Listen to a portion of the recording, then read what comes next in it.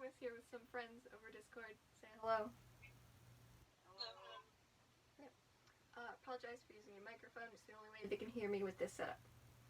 But hello, my name is Marla McDonald, and today I'm going to be explaining to you why you should consider planting a native wildflower garden. A lot of people know that bees are going extinct, and no one really knows what to do about that. According to a National Geographic article published earlier this year, the three main reasons why bees are going extinct are climate change, the use of toxic pesticides in agriculture, and habitat loss. As an individual, you can help with one of those by making a habitat for bees to live in, a wildflower garden on your home or property. So you can have a little patch, a little flower garden on your yard that's very pretty. You could turn your whole lawn into a wildflower field, or even just a few wildflowers in a pot on a balcony or porch can help pollinator species boost their populations again.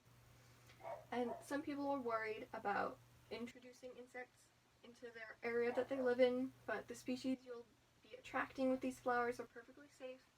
Honeybees and bumblebees are very gentle. They're very unlikely to sting. If you're worried about them or if you're allergic, you can plant the flowers away from often walked pathways to ensure that you don't disturb them and that they don't see you as a threat, and then they won't see a need to sting you.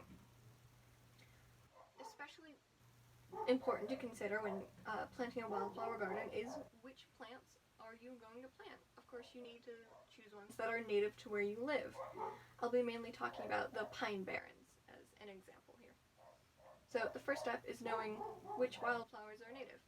There are a lot of great resources there that are really easy to use. The U.S. Fish and Wildlife Services website has a very simple resource where you put in your area code and it gives you a list of plants that are native to that area that you can use, and a lot of important facts about them. And the Native Plant Society of New Jersey has lists of nurseries that sell native plants. And once you have the native plants and they're planted, you can expect all kinds of insects and wildlife other than just bees. Beetles and flies are known to help pollinate certain plants, and you can be certain to see moths and butterflies in some areas. There will be hummingbirds. If you live in an area where monarch butterflies are native, milkweed is perfect for attracting them because that's what their caterpillars eat when they're very young. And with attracting all this new life to your home and your property, it'll be beautiful. There'll be butterflies flying around, and the flowers themselves are really quite lovely. There's a lot of diversity in natural wildflowers. There's a lot of different colors and shapes. It'll be a lovely addition to any home or garden. It's very easy to take care of a native wildflower garden, especially because they're native to the area you live in. They're low maintenance. You don't need to worry about maintaining pH balance.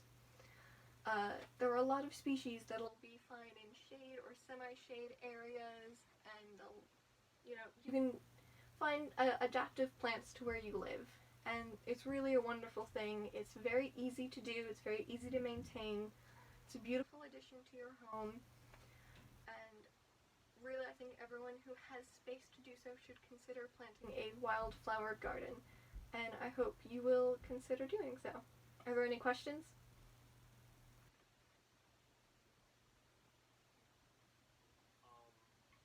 In regards to planting, attracting the bees and such, what would be a good place to plant the flowers so that way they can build a hive nearby or have a home? If you want to attract bees to hopefully have a bee hive, there should be a large tree nearby or a couple trees, because honeybees and bumblebees don't really nest on the ground. They build their hives up in trees. So if you have trees around, like I said, there are flowers that can be found in shade or semi-shade areas. So if you'd actually like to have a nest of bees, a hive of them, then tree cover and trees around will be perfect for that. I have a question. Yeah. Is there any particular color of flower that will attract more so than others? Oh, that's a good question.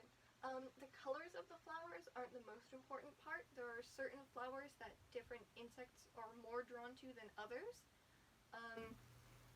Geraniums and asters are both flowers flowers that will attract a lot of different bug species. The milkweed is for monarch butterflies, as I said, but there are so many different wildflower options available. Many of them are less specific, but you can, on the resources that I mentioned, search for very specific things. The Native Plant Society you can specifically search for what types of pollinators you want to attract. You can buy in most nurseries, you can buy butterfly attracting flowers for more butterflies.